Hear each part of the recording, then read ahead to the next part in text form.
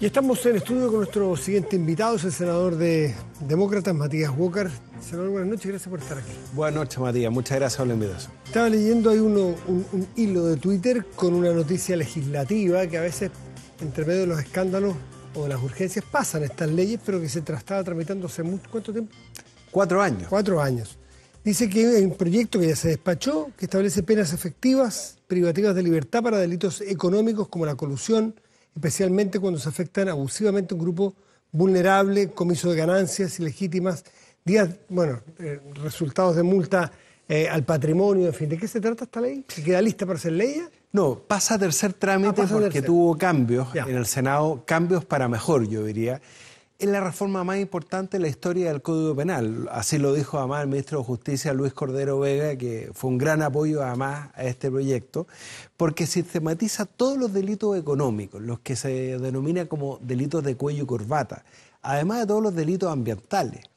Y lo que hace este proyecto es establecer sanciones efectivas, sobre todo en las grandes empresas, contra quienes tienen facultades de dirección, de control de la empresa y cometen delitos como la colusión. Pensemos en la colusión de las farmacias, de los pollos, las estafas. Pensemos en lo que fue la estafa de Uralatina, por ejemplo, o las casas Copeva, que afectaron además a familias muy vulnerables, y es una agravante de responsabilidad penal que puede conllevar penas de cárcel efectiva, no más clases de ética, sanciones patrimoniales ejemplares.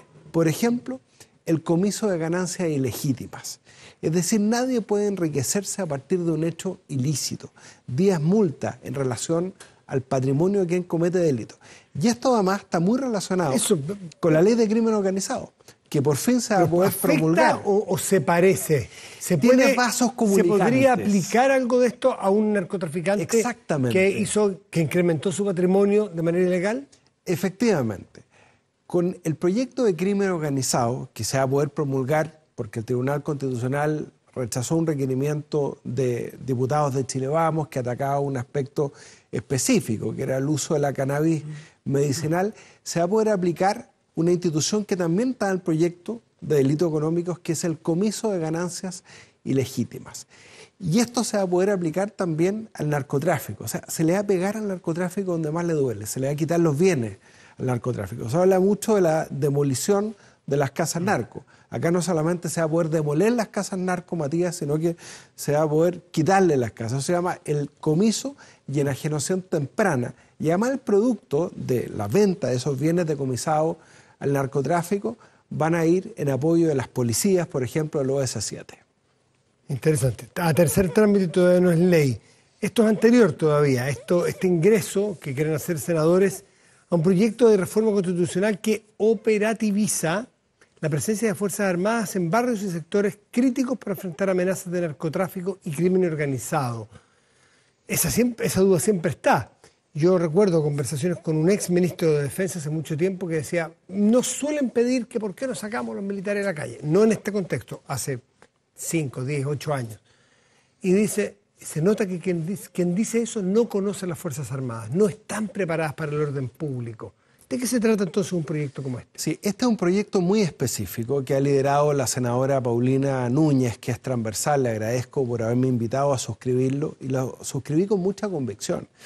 Porque recordemos que en enero, vamos a ir un poco para atrás, aprobamos el proyecto de infraestructura crítica. ¿Qué significa? Que las Fuerzas Armadas pueden resguardar infraestructura que tiene que ver con servicios esenciales.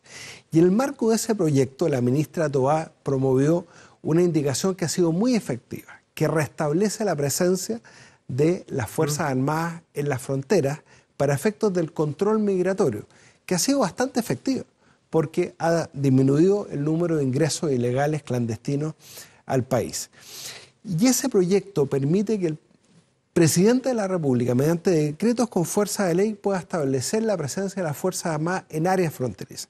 ¿Qué es lo que estamos haciendo con este proyecto liderado por la senadora Paulina Núñez?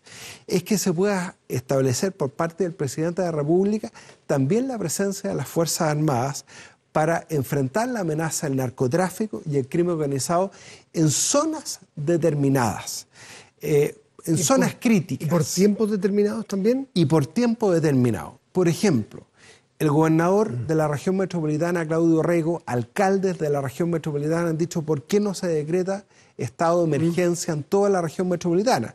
Y las Fuerzas Armadas de alguna manera han admitido que no tienen capacidad logística, pero sí en áreas específicas. Por ejemplo, también la región de Coquimbo, el Valle de Quilimarí, la comuna de Los Vilos, que ha enfrentado secuestros, asesinatos, hechos de violencia que muchas veces no son noticias porque pasan en regiones, un tema que hemos conversado con el subsecretario del Interior. Perfectamente se puede disponer la presencia de las Fuerzas Armadas para complementar la labor de Carabineros.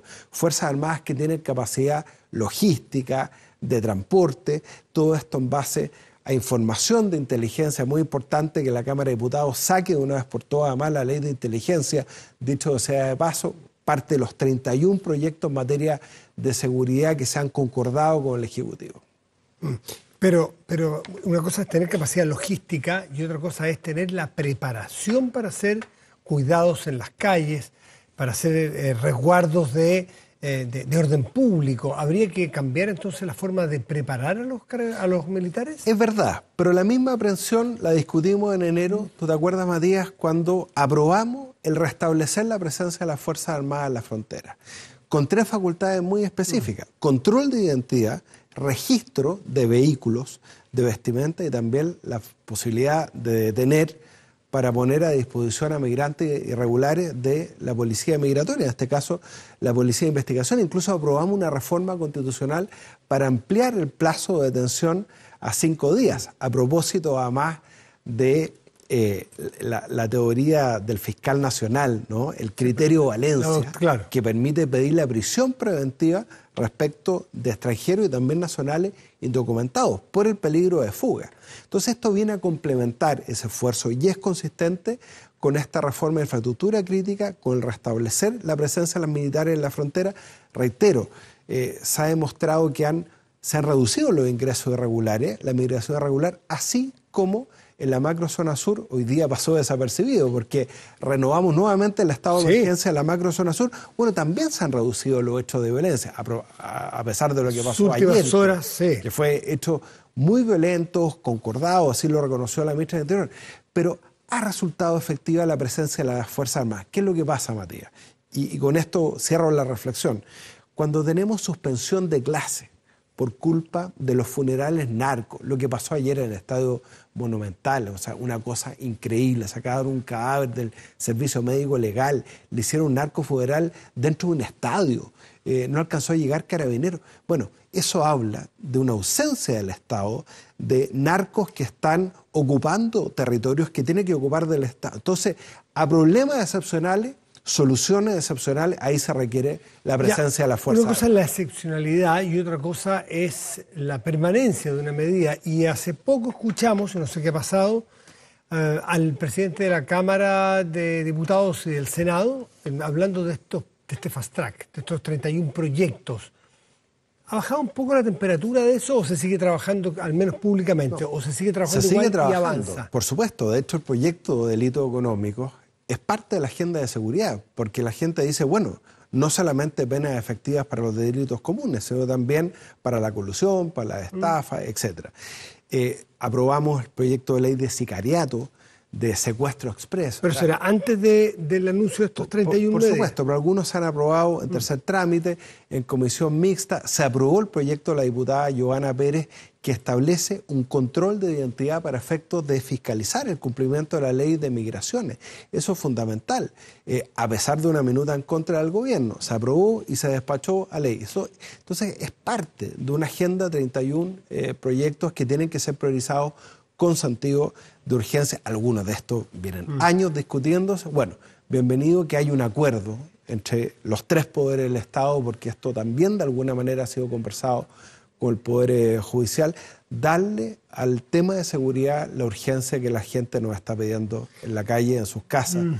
Hoy día tenemos además, Matías, un toque de queda de facto. La gente a las 6, 7 de la tarde se están cerrando en sus casas por miedo al narcotráfico. Ahora, recién en Coquimbo, hace algunas horas, se intentó atropellar nuevamente a un carabinero que hizo uso de su arma de servicio, abatiendo a un delincuente que intentó atropellarlo. O sea, estamos hablando de una situación muy compleja, con una nueva criminalidad que es exportada de países como Colombia, Venezuela, México, y esto requiere una estrategia de Estado con mucha inteligencia, con nuevas capacidades, pero también con nuevas herramientas legales, y eso es lo que estamos haciendo.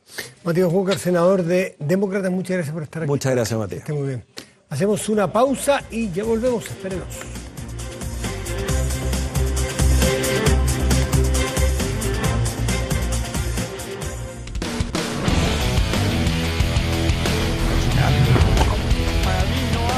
Hola, soy Clara Comparini y te quiero invitar que de lunes a domingo nos acompañes a revisar lo mejor del deporte nacional e internacional al estilo 24 horas deporte. Te espero aquí en Canal 24 Horas, donde siempre es hora de noticias. 24 horas deporte, lunes a viernes, 20 horas.